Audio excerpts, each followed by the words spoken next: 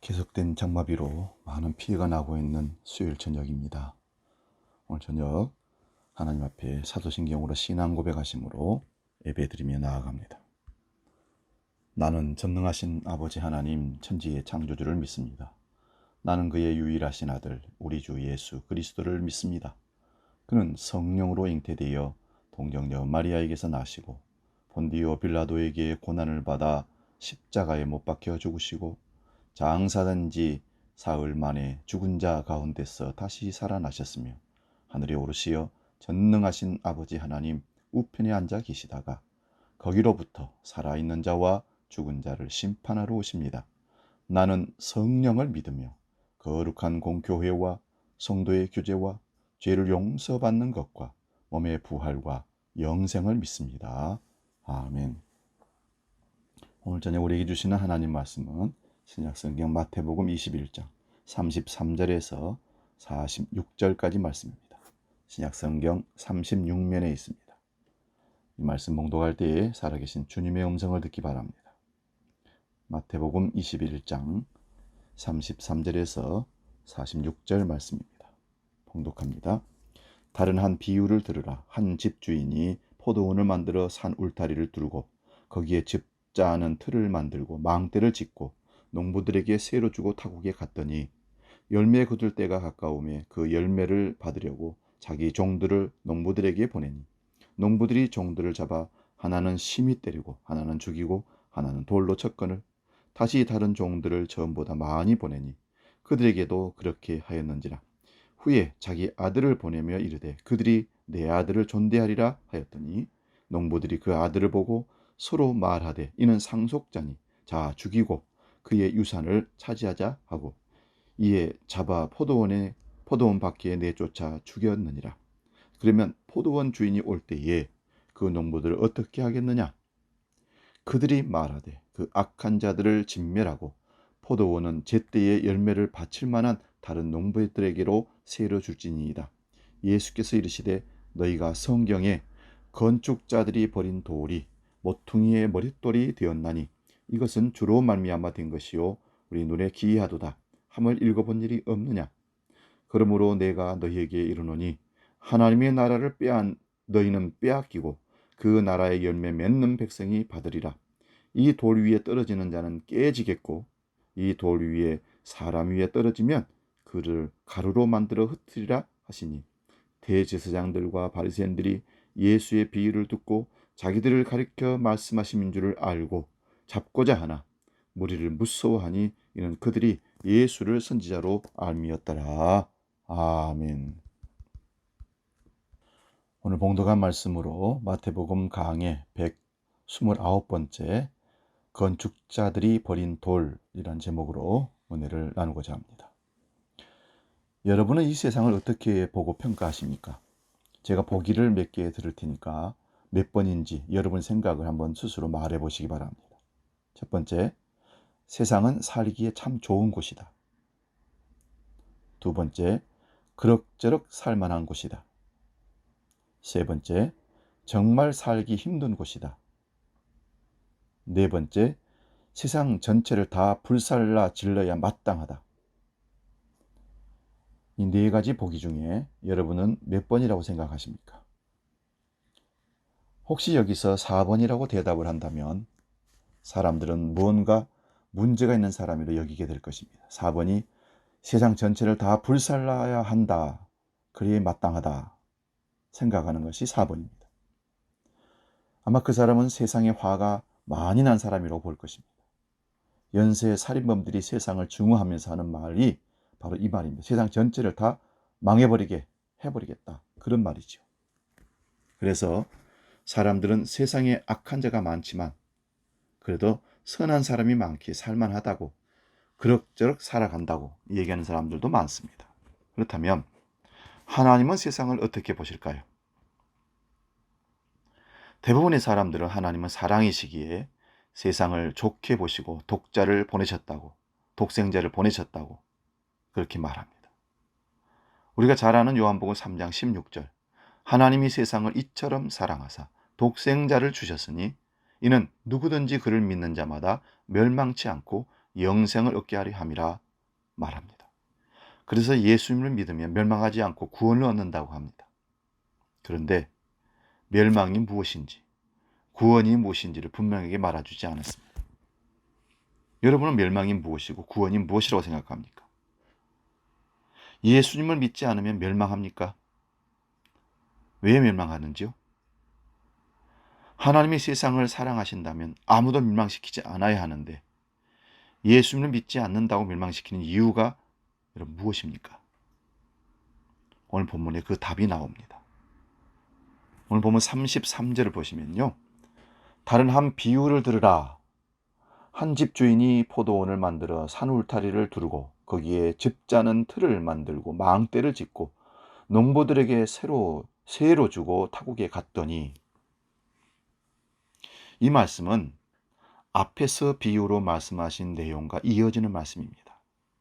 그러면 지난주에 봤던 앞의 비유가 뭐였습니까? 포도원의 두 아들의 비유였습니다. 아버지가 큰아들에게 포도원 가서 일하라. 그런데 간다고 해놓고는 가지 않았습니다. 근데 작은 아들은 못 간다고, 안 간다고 나가버렸지만 나중에 뉘우치고 포도원에 가서 일을 했다는 것입니다. 큰아들은 대제사장들과 백성들의 장로들을 말하는 것이고 이들은 세례 요한의 증거를 받아들이지 않았다는 것입니다. 그런데 작은 아들로 비유된 세리와 창기들 같은 자들은 세례 요한의 증거를 받아들인 자들입니다. 세례 요한의 의의 도를 전한 그 모든 복음을 그는 들었습니다. 그에게 마지막 선지자로 예수님을 그리스도로 증거한 사람이 바로 세례 요한입니다. 그러므로 예수님을 그리스도로 믿는 자들이 하나님에 들어가게 되는 것입니다. 이걸 우리는 구원받은 사람이라고 얘기합니다.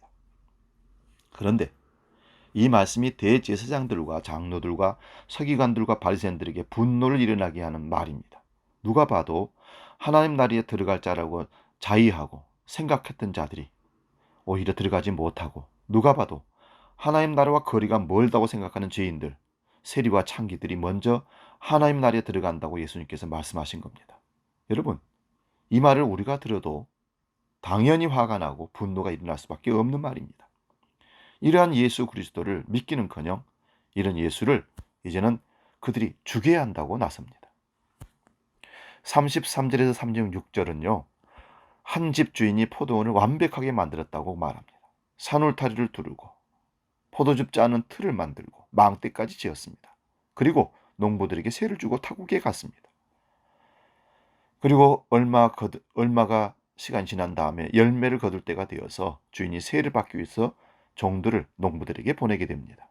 그런데 농부들이 종을 잡아 때리고 돌로 차서 죽여버렸습니다. 그러자 주인이 다시 다른 종들을 더 많이 보냈습니다. 그들에게도 농부들이 때리고 죽이고 돌로 쳤습니다. 그리고 본문 37절 41절에서는 후에 자기 아들을 보내며 독생자 아들을, 하나 있는 아들을 그들에게 보냈는데 아들을 존대하리라 생각하며 주인이 보냈다는 것입니다. 그런데 농부들이 아들을 보고는 상속자니 이 아들을 죽여버리고 그 유산을 우리가 차지하자, 이렇게 말한 것입니다.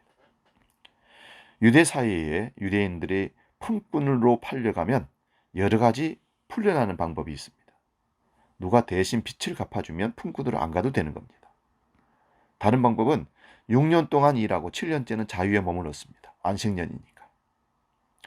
또 하나의 자유를 얻는 방식은 주인이 죽어버리면 해방됩니다.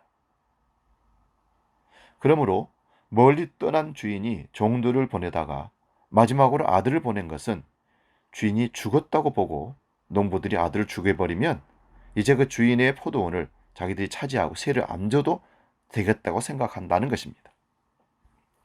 이 비유의 말씀을 하시고 예수님께서 그 포도원 주인이 올 때에 그 농부들을 어떻게 하겠느냐라고 대제사장들과 바리새인들과 서기관들에게 묻는 것입니다.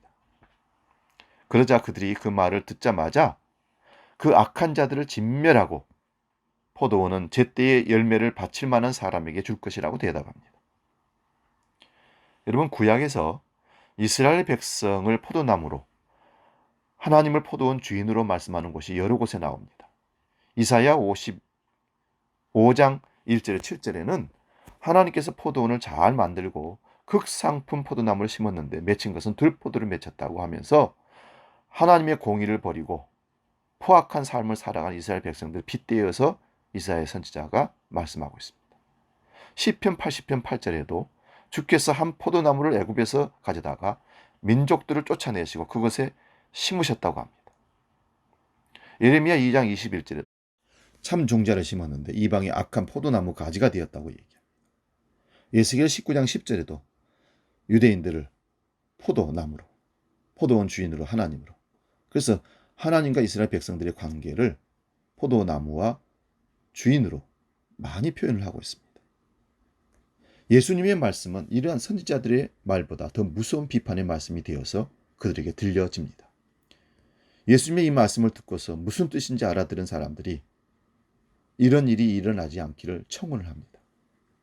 누가복음 20장 16절 17절 와서 그 농부들을 진멸하고 포도원을 다른 사람들에게 주라 하시니 사람들이 듣고 이르되 그렇게 되지 말지어다 하거늘 그들을 보시며 이르되 그러면 기록된 바 건축자들의 버린 돌이 모퉁이의 머릿돌이 되느니라 함이 어찌미냐.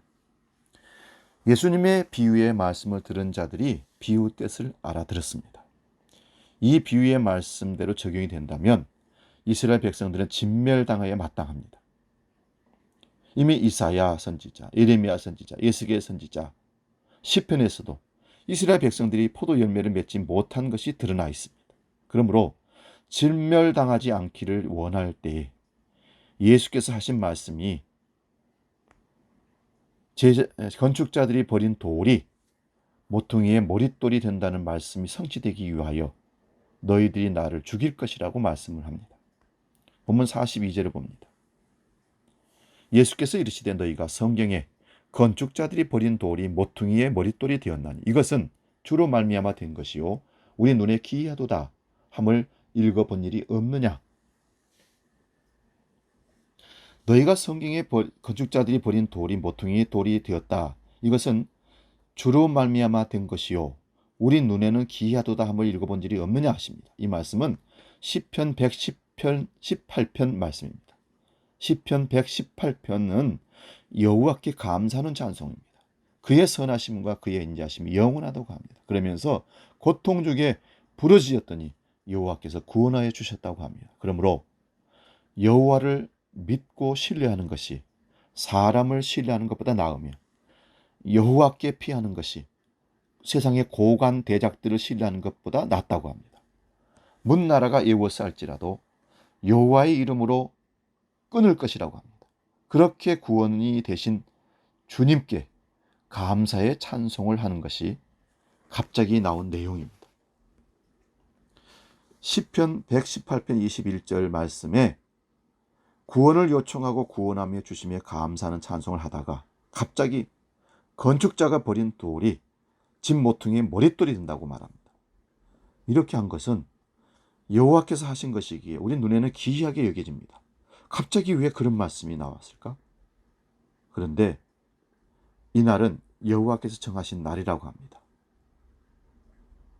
시편 118편에 있는 각주를 보면 여호와께서 지으신 날이랍니다. 여호와의 구원이 어떻게 일어날지를 보여주는 말씀이라는 겁니다. 여호와의 구원이란 사람의 눈에 기이하게 보이는 방식으로 일어날 것을 한마디로 말하면 상식과 이해의 테두리에서 일어나는 것이 아니라 그걸 뛰어넘어 전혀 상상치 못한 일들로 일어난다는 것을 보여준 겁니다. 이스라엘 백성들이나 오늘 우리나라 간에 구원이라고 하면 지금 나의 삶의 어려운 형편에서 나아지는 것을 구원받았다. 나라가 식민지 지배에 있다면 해방되는 것이 구원이고 병든 상태에 있으면 병이 낫는 것이 구원이고 가난한 자가 부자가 되는 것이 구원이고 전쟁 중이면 전쟁이 끝나는 것이 승리하는 것이 구원이라고 합니다. 그런데 구원의 감사 찬송을 하는 중에 갑자기 건축자가 버린 돌이 모퉁이 머릿돌이 된다는 말씀이 나온 것은 하나님의 구원이라는 것이 사람의 기대에 부응하는 것이 아니라 전혀 다른 방식의 기이한 방식의 구원이라는 것입니다. 옛날식의 건축물이라면 돌로 담을 쌓아야 하니 여러 돌들을 많이 모아야 합니다. 그런데 어떤 돌을 모퉁이 돌로 삼으려고 놓아보니까 도저히 모퉁이 돌로서 쓸모가 없습니다. 모퉁이 돌이라면 건축을 시작할 때 기초석이 되는 돌입니다. 그 기초석에 잇대어서 돌을 쌓아가야 담이 되고 벽이 됩니다. 그런데 건축자가 아무리 살펴봐도 도저히 쓸모가 없는 돌이 되어서 버렸습니다. 그런데 그 돌이 모퉁이의 머릿돌이 되었다는 것입니다. 이게 이해가 되지 않는 것이고 기이한 것입니다. 이것이 여호와께서 행하신 기이한 일입니다. 저도 시골에서 담을 쌓아 보았습니다. 돌로 담을 쌓을 때 크고 작고 뾰족한 돌, 작은 돌 다 사용됩니다. 하나씩 하나씩 놓으면서 사이사이에다가 돌이 흔들리지 않도록 자갈돌도 놓고 뾰족한 돌도 다 놓습니다. 그런데 가끔씩 넉비공처럼 생긴 두리뭉실한 쓸모없는 돌들이 나옵니다. 아무리 놓아서 써보려고 놔보지만 오히려 다른 돌들이 흔들려 버리고 이어지지가 않습니다. 깨서 쓰려고 해도 단단해서 쓸 수가 없습니다. 그래서 결국은 던져버립니다. 그런데 이런 돌을 누가 새로운 건축물의 기초석으로 사용한다면 정말 저 사람 잘못됐다. 저 집 무너질 텐데. 그런데 튼튼하게 집을 지었다는 것입니다. 유대인들만이 아니라 우리 모두가 다 각자의 인생을 건축하는 건축자들입니다. 우리 인생을 멋있게 건축하기 위하여 온갖 노력을 다합니다. 공부를 해야 되고 취직을 해야 되고 결혼도 해야 되고 행복한 가정을 이루고 평안한 노후를 보내야겠다 생각들을 합니다. 이러한 자기 인생의 건축을 하려면 여러 가지가 필요합니다. 그래서 우리 인생의 보탬이 된다면 여러 가지를 들여놓고 집안을 수많은 가구들로 채워놓고 필요한 전자제품들 다 넣고 취미생활도 그래서 인생의 행복을 추구하며 살아갑니다. 그러다가 행복한 나의 인생을 위해서 종교도 필요하다고 생각해서 여러 종교 중에 우리가 선택한 것이 기독교라고 생각하는 사람들도 있더라고요. 그런데 그 안에 들어있는 예수 그리스도의 복음을 듣고 나니 인생살이에 아무런 보탬이 안 되는 것입니다. 그러면 예수를 버려버립니다. 에이, 피곤하고 힘들고 어려운데. 그리고 밖으로 나가버립니다. 어떤 분이 40대 후반인데 자신이 공부를 하고 싶다는 것입니다. 이제라도 꼭 공부하고 싶다. 그래서 보람 있는 삶을 살고 싶다. 어떤 공부를 하면 좋겠는가 묻는 경우가 있었습니다. 그래서 제가 물었습니다. 그거 왜 하려고 하는데요? 좀 인생의 보탬이 되고 보람 있는 공부를 하고 싶어서 그랬습니다. 근데 왜 나 이야기 묻습니까? 그럼 제가 무슨 대답을 해줘도 다 듣겠습니까? 해달라는 겁니다. 그래서 헤아려서 수고하는 모든 것이 헛되도다. 전도서에 말씀을 했습니다. 헛됨을 알기 위해서 공부하시면 됩니다. 그랬습니다. 배워서 뭐 합니까? 이렇게 배워도 내 인생을 완벽하게 건축할 수는 없구나. 그것을 배우는 것이 세상 학문 아니겠습니까? 그것도 환경이 허락되어야 돈이 있어야 공부하는 것이지 의지만 있다고 되겠습니까? 누가 학비를 대주며 누가 그 일을 감당할 수 있도록 도와주겠습니까? 잘 선택하십시오. 우리는 이런 얘기를 들으면 사람들이 참 허무하다고 생각합니다. 뿐만 아니라 이 세상을 살아가는 일에 전혀 도움이 안 되는 예수라면 얼마든지 버리겠다는 것입니다. 그래서 버림받은 돌이 예수 그리스도십니다. 내 인생에 도움이 안 된다고 밀쳐버렸습니다. 왜요? 당장 양식이 필요하고 돈이 필요하고 약이 필요하지 예수가 무슨 필요가 있느냐? 그건 삶의 여유가 있을 때 시간이 있을 때 한가할 때 한 번쯤 생각해 보겠습니다. 그래서 일어난 사건이 십자가 사건입니다. 유대인들에게나 오늘 우리에게나 예수 그리스도는 환영받는 분이 아닌 것 같고 배척받는 것 같습니다. 버림받는 모습으로 오신 예수 그리스도를 보게 됩니다. 그래서 사람들이 예수님을 버려버린 것이 십자가 사건 아니겠습니까? 그런데 하나님은 그 버림받은 돌을 새로운 집의 모퉁이 돌로 삼으신 것입니다. 이렇게 세상에서 버림받을 돌에 누가 스스로 가서 그 집이 되려고 하겠습니까? 그런데 그 집이 세워지는 것이 사람들이 보는 때 기이한 것입니다. 어떻게 저것이 집이 될 수 있을까? 43절입니다. 그러므로 내가 너희에게 이르노니 하나님의 나라를 너희는 빼앗기고 그 나라의 열매 맺는 백성이 받으리라. 건축자들이 버린 돌이 모퉁이의 머릿돌이 된다는 이 말씀으로 예수님은 하나님 나라를 빼앗기는 것과 얻는 것으로 말씀하십니다.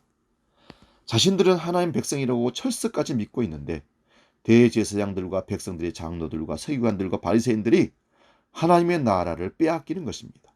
그 이유는 예수님을 배척하고 버렸기 때문입니다. 버린 돌이 된 것입니다. 그런데 세리와 창기 같은 자들이 예수님을 믿음으로 이들이 하나님 나라를 얻게 되는 것이 건축자들이 버린 돌이 모퉁이의 머릿돌이 된다는 말씀으로 결론이 납니다. 44절부터 46절 말씀은요. 이 돌 위에 떨어지는 자는 깨지겠고 이 돌이 사람 위에 떨어지면 그를 가루로 만들어 흩어버리리라 하십니다. 무슨 말씀인가요?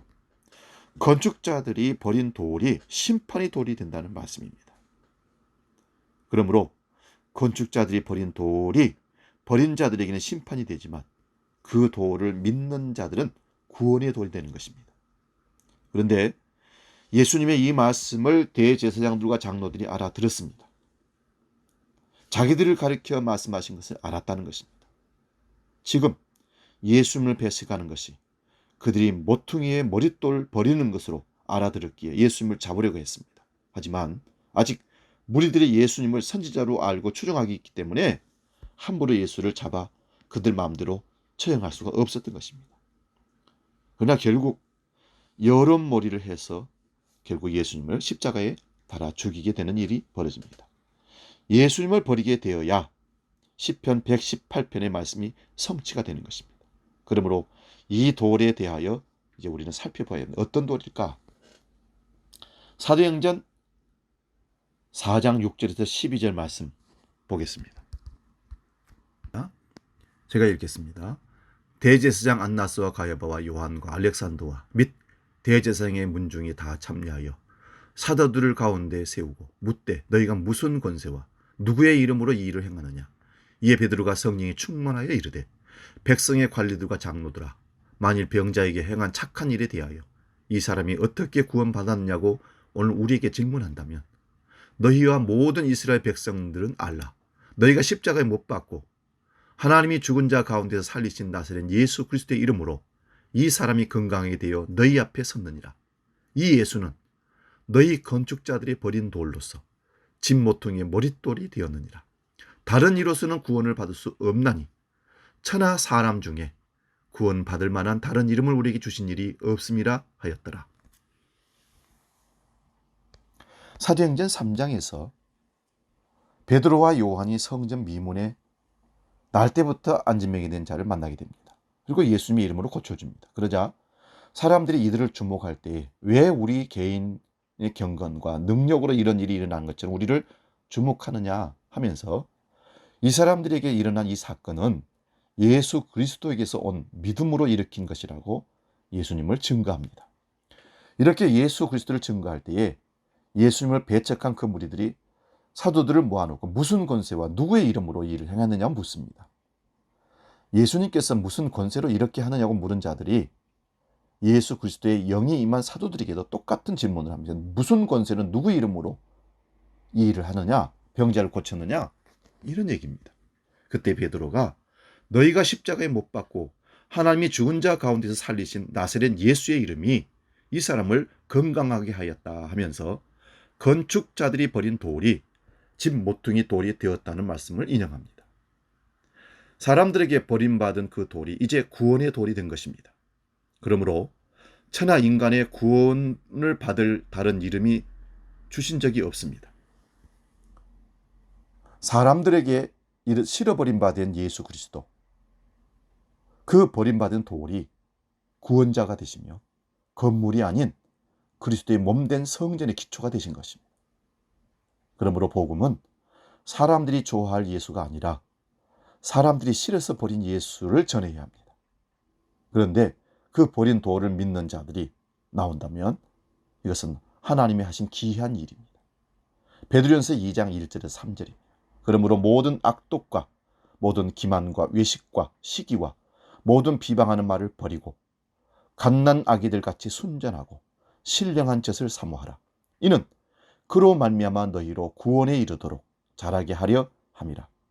너희가 주의 인자하심을 맛보았으면 그리하라. 여러분은 거듭났습니까? 구원받았습니까? 아이가 이 세상에 태어나면 젖을 빠는 것은 본능적으로 빠릅니다.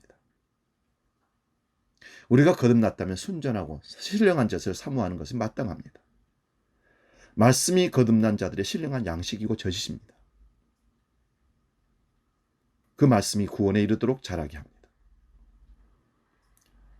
거듭남이란 주의 인자함을 맛본 자들입니다. 예수는 우리가 싫다고 버렸는데 그 버림받은 예수가 우리를 살리려고 우리에게 임하신 것, 그게 주의 인자하심입니다. 주의 인자란 하나님의 언약적인 사랑입니다. 헤세드입니다. 그 사랑을 맛본 자는 그 말씀을 사모하게 됩니다. 그래서 세상 어떤 것보다 그리스도를 아는 지식이 고상하고 하나님 말씀 먹는 것이 가장 맛있다고, 그래서 시편 기자는 꿀송이보다 달다고 했던 것입니다. 이어지는 베드로전서 2장 4절에서 6절 말씀도 봅니다. 사람에게는 버림바가 되었으나 하나님께서는 택하심을 입은 보배로운 산돌이신 예수께 나아가 너희도 산돌같이 신령한 집을 세워지고 예수 그리스도를 말미암아 하나님이 기쁘게 받으실 신령한 제사를 드릴 거룩한 제사장이 될지니라. 성경에 기록되었을 때 보라, 내가 택한 보배로운 머릿돌을 시온에 두노니 그를 믿는 자는 부끄러움을 당하지 아니하리라 하였으니, 그러므로 믿는 너희에게는 보배이나 믿지 아니하는 자에게는 건축자들이 버린 그 돌이 모퉁이의 머릿돌이 되고 또한 부딪히는 돌과 걸려 넘어지게 하는 바위가 되었다 하였느니라. 그들이 말씀을 순종하지 아니하므로 넘어지나니 이는 그들을 이렇게 정하신 것이라. 여기서는 세 가지 돌을 말씀하고 있습니다. 사람에게는 버림바가 되었으나 하나님께는 선택하심을 입은 보배로운 돌. 그 돌은 바로 오늘 본문과 시편 118편의 건축자들이 버린 돌이 모퉁이의 머릿돌이 되었다는 말씀입니다. 그런데 이 돌을 보배로운 모퉁이 돌로 시온에 두시는데 그를 믿는 자는 부끄러움을 당하지 않는다고 합니다. 이 말씀은 이사야서 28장 16절 말씀입니다. 봉독합니다. 그러므로 주 여호와께서 이같이 이르시되 보라, 내가 한 돌을 시온에 두어 기초를 삼았노니 곧 시험한 돌이요 귀하고 견고한 기초돌이라. 그것을 믿는 이는 다급하게 되지 아니하리로다. 아멘. 그리고 부딪히는 돌과 걸려 넘어지게 하는 돌들도 된다는 것입니다. 그리고 이사야 8장 14절 말씀도 봅니다. 그가 성소가 되시리라. 그러나 이스라엘의 두 집에는 걸림돌과 걸려 넘어지는 반석이 되실 것이며 예루살렘 주민에게는 함정과 올무가 되시리니. 그러므로 이 돌이란 예수 그리스도를 말하는 것이며 예수 그리스도를 믿는 자는 부끄러움을 당하지 않는다는 것입니다. 그런데 믿지 않는 자는 이 돌이 부딪히는 돌과 걸려 넘어지가는 돌이 됩니다. 그런데 그렇게 되는 것도 하나님께서 정하셨다고 합니다. 그렇다면 오늘 우리가 모든 사람들이 싫어하여 버린 돌, 걸려 넘어지는 그 돌, 십자가에 못 박히신 그 예수 그리스도를 어떻게 믿게 되었습니까? 이 또한 하나님께서 창세전에 그리스도 안에서 정하셨기에 이런 일이 일어나는 것입니다. 참으로 기이한 일입니다. 여호와께서 행하신 일이 참으로 기이한 일이라는 말씀입니다. 이렇게 기이한 일이 나타난 자들이 무엇을 합니까? 베드로전서 2장 9절에서 10절에 이렇게 기록합니다. 그러나 너희는 택하신 족속이요 왕 같은 제사장들이요 거룩한 나라요 그의 소유된 백성이니 이는 너희를 어두운 데서 불러내어 그의 기이한 빛에 들어가게 하신 이의 아름다운 덕을 선포하게 하려 하심이라. 너희가 전에는 백성이 아니더니 이제는 하나님의 백성이요 전에는 궁유를 얻지 못하였더니 이제는 궁유를 얻은 자니라. 우리가 사람들이 버린 그 돌을 믿게 되는 것이 하나님이 행하시는 그 일입니다. 나 같은 사람이 예수를 믿는 것, 기적입니다. 하나님이 행하신 그 기이한 일이 우리 삶 가운데 일어나는 것입니다. 그 일로 인하여 이제 택하신 족속이며 왕 같은 제사장이며 거룩한 나라이며 그의 소유된 백성입니다. 이렇게 하신 이유는 우리를 어두운 데서 불러내어 그의 기이한 빛에 들어가게 하신 분의 아름다운 덕을 전하기 위한 것이라는 겁니다. 이것은 결코 우리의 공로가 아닙니다. 오직 주의 긍휼로 인한 것입니다. 에베소서 2장 20절 22절도 봅니다. 너희는 사도들과 선지자들의 터 위에 세우심을 입은 자라. 그리스도 예수께서 친히 모퉁이 돌이 되셨느니라. 그의 안에서 건물마다 서로 연결하여 주 안에서 성전이 되어가고 너희도 성령 안에서 하나님이 거하실 초소가 되기 위하여 그리스도 예수 안에 함께 지어져 가느니라. 버림받은 모퉁이 돌에 가서 붙어 연하여 담을 만들고 건물을 만드는 돌들은 어떤 돌이겠습니까? 이 세상의 영광을 구하는 자들이 아닙니다. 너희의 부르심을 보라. 고린도전서 1장에서 바울 사도가 이 같은 자들에 대해서 얘기합니다. 세상에서 잘난 자들이 아니라는 말씀입니다. 그러므로 예수 그리스도의 집이 다 완성되면 예수님을 버린 이 세상, 하나님의 아들을 죽여버린 이 세상을 진멸하고 심판하는 것이 아주 당연한 것입니다. 하나님의 아들이 버림받아 죽은 이 땅에서 그 하나님의 아들을 믿는다는 자들이 세상과 벗하여 산다면 이것이 음행하고 간음한 영적인 간음인 것입니다. 그리스도의 몸된 교회란 사도들과 선지자들의 터 위에 세우심을 입은 자들입니다. 이들은 그리스도 예수께서 어떻게 모퉁이 돌이 된지를 아는 자들입니다. 주 안에서 성전이 완성되면 이 세상은 진멸당하면 마땅한 것입니다. 그 처소가 다 지어져 가고 있습니다. 복음이 땅끝까지 증거되면 그리스도의 몸된 성전이 완성이 되는 것이며 그것으로 세상은 끝이 나는 것입니다. 그렇다면 우리가 복음을 들고 세상의 미움을 받고 세상에서 버림을 받아도 이미 버림받은 그 돌이 새로운 집의 모퉁이 돌이 된 그 돌에 붙게 되었다면, 예수께 연결된 돌이라면 이것이 영원한 복입니다. 사랑하는 여러분, 건축자들이 버림받은 돌 예수 그리스도를 만나서 그 돌에 연결되어 담이 되고 집이 되어 그리스도의 집을 지어가는 축복된 초청에 임한 우리 모두는 참 복된 사람들입니다. 건축자의 버린 돌 같은 예수 그리스도를 사람들은 보배로 볼 수가 없는 것입니다.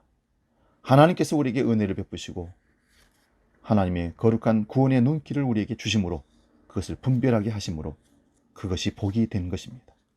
그래서 우리는 예수 그리스도를 여전히 붙들고 사람들이 비웃고 조롱하더라도 십자가의 길을 걸어가는 것입니다. 기록하겠습니다. 하나님 아버지, 예수 그리스도는 건축자들이 버린 돌이었다는 것입니다. 그 돌이 버린 자들에게는 걸림돌이 되고 심판의 돌이 되고 부딪히는 돌이 되었지만 우리들에게는 머릿돌이 되고 산돌이 되고 보배로운 돌이 되어서 함께 이어가는 복된 천국 백성이 되는 것입니다. 오늘 이 은혜를 우리에게 주신 하나님, 이 세상을 아버지 우리가 보면서 우리를 지탄하고 교회를 핍박하고 버린 돌처럼 교회를 버리고 그리스도인들을 버리는 세상이지만 결코 하나님은 우리를 버린 돌로서가 아니라 머릿돌 옆에 사용되는 산돌로 보배로운 돌로 우리를 사용하신다는 사실을 믿고 감사하며 나가는, 계속해서 그리스도의 복음을 전하는 복된 믿음의 사람들 다 되게 하여 주시옵소서. 이제는 예수 그리스도의 은혜와 아버지의 놀라우신 사랑과 성령 하나님의 지키시고 인도하시는 크신 역사가 건축자의 버린 돌이 건물의 머릿돌이 되신 예수 그리스도를 바라보고 그 돌에 붙어 연결된 산돌 보배로운 돌로 축복된 돌로 살아가기로 약속하는 머리 숙인 주의 모든 권속들 머리 위에 이제로 영원히 함께 계시기를 간절히 축원하옵나이다. 아멘.